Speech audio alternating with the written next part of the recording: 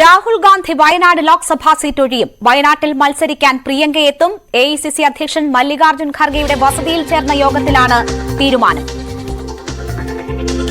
പ്രിയങ്ക ഗാന്ധി ആദ്യമായി തെരഞ്ഞെടുപ്പിൽ മത്സരിക്കുകയാണ്. വയനാട്ടിലാണ് പ്രിയങ്ക ഗാന്ധിയുടെ ആദ്യ മത്സരം.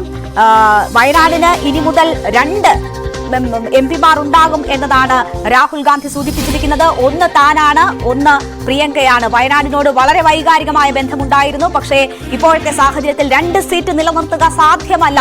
അതിനാൽ വയനാട് ഒഴിയേണ്ടി വന്നിരിക്കുന്നു എന്നതാണ് രാഹുൽ ഗാന്ധി സൂചിപ്പിക്കുന്നത്. VR കാർത്തിക് വിവരങ്ങളുമായി ചേരുകയാണ്. കാർത്തിക്, ഏറെ പ്രതീക്ഷിച്ചിരുന്ന തീരുമാനം തന്നെയാണ് രാഹുൽ ഗാന്ധിയുടെ ഭാഗത്തു നിന്നും ഉണ്ടായിരിക്കുന്നത്. ഖർഗെയുടെ വസതിയിൽ ചേർന്ന യോഗത്തിന് ശേഷമാണ് വയനാടിന് സന്തോഷിക്കാൻ കഴിയുന്ന തീരുമാനമെടുക്കും എന്നതായിരുന്നു വയനാട്ടിലെ ജനങ്ങൾക്ക് രാഹുൽ ഗാന്ധി നൽകിയിരുന്ന ഉറപ്പ്. ഈ തീരുമാനത്തെ എങ്ങനെ കാണണം? എന്തൊക്കെയാണ് ഇന്നത്തെ യോഗത്തിലുണ്ടായിട്ടുള്ള തീരുമാനങ്ങൾ?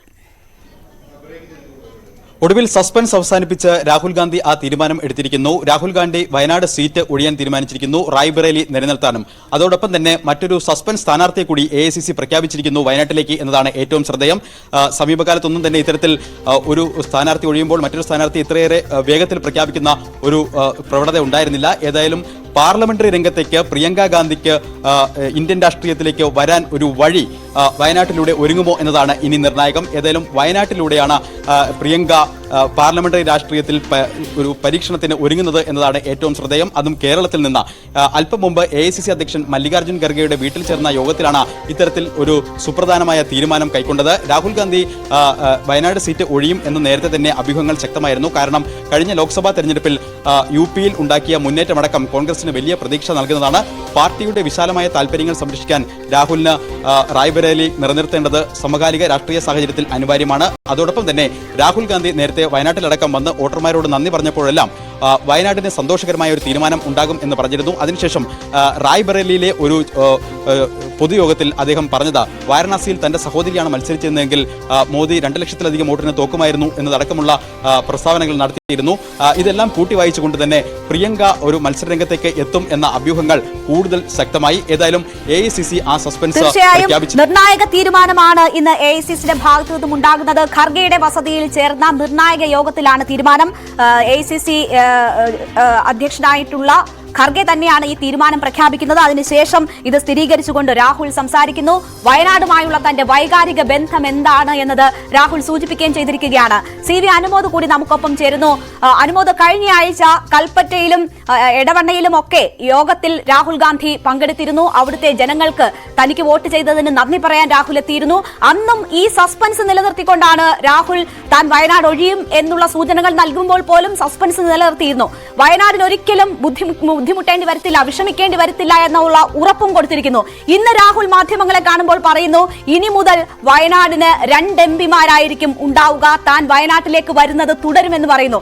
അപ്പോൾ തനിക്ക് വോട്ട് ചെയ്തവരെ നിരാശരാക്കാതെ ഒരു തീരുമാനത്തിലേക്ക് രാഹുലിന് എത്താൻ കഴിഞ്ഞിരിക്കുന്നു പ്രിയങ്കയുടെ വരവ് പ്രഖ്യാപിച്ചതോടുകൂടി എന്ന് കരുതാമോ?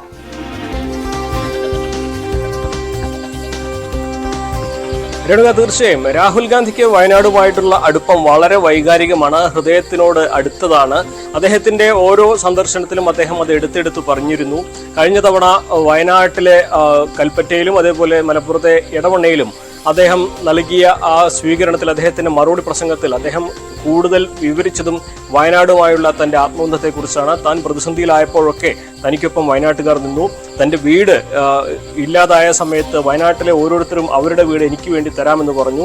അത്രമാത്രം എന്നോട് സ്നേഹമുള്ള ജനതയാണ് വയനാട്ടുകാരുടെ. അതുകൊണ്ട് തന്നെ ഈ റായ്ബറേലിയിലെയും വയനാട്ടിലെയും വോട്ടർമാരെ തൃപ്തിപ്പെടുന്ന തീരുമാനമായിരിക്കും, സന്തോഷിപ്പിക്കുന്ന തീരുമാനമായിരിക്കും തന്റേതെന്ന് അദ്ദേഹം പ്രസ്താവിക്കുകയുണ്ടായി. നമുക്ക് മനസ്സിലാക്കാൻ കഴിയുന്ന ഒരു കാര്യം, രാഹുൽ ഗാന്ധി വയനാട് തന്നെ തുടരുമെന്ന ആ ഒരു നിർബന്ധം, വ്യക്തിപരമായ താല്പര്യം പാർട്ടിയെ അറിയിച്ചിരുന്നു. പക്ഷേ നിലവിലെ സാഹചര്യത്തിൽ അദ്ദേഹം റായ്ബറേലിയിൽ മത്സരിക്കേണ്ടത്, അല്ലെങ്കിൽ മത്സരിക്കുകയല്ല, അവിടെ നിൽക്കേണ്ടത്, റായ്ബറേലിയിൽ തുടരേണ്ടത് കോൺഗ്രസിന്റെ തന്നെ ദേശീയ താല്പര്യത്തിന് ഏറ്റവും അടിസ്ഥാനപരമായ ആവശ്യമാണിപ്പോൾ. കാരണം ഹിന്ദി ഹൃദയഭൂമിയിൽ ഉണ്ടാക്കിയ മുന്നേറ്റം, അതിന് പിന്നാലെ ഇന്ത്യ മുന്നണിയെ നയിക്കേണ്ടത് രാഹുൽ ഗാന്ധിയാണെന്ന അത്തരത്തിലുള്ള നിഗമനങ്ങൾ. അതുകൊണ്ട് തന്നെ രാഹുൽ ഗാന്ധി ഉത്തരേന്ത്യ കേന്ദ്രീകരിച്ച് പ്രവർത്തനം കൂടുതൽ ശക്തമാക്കേണ്ട സാഹചര്യമാണ്.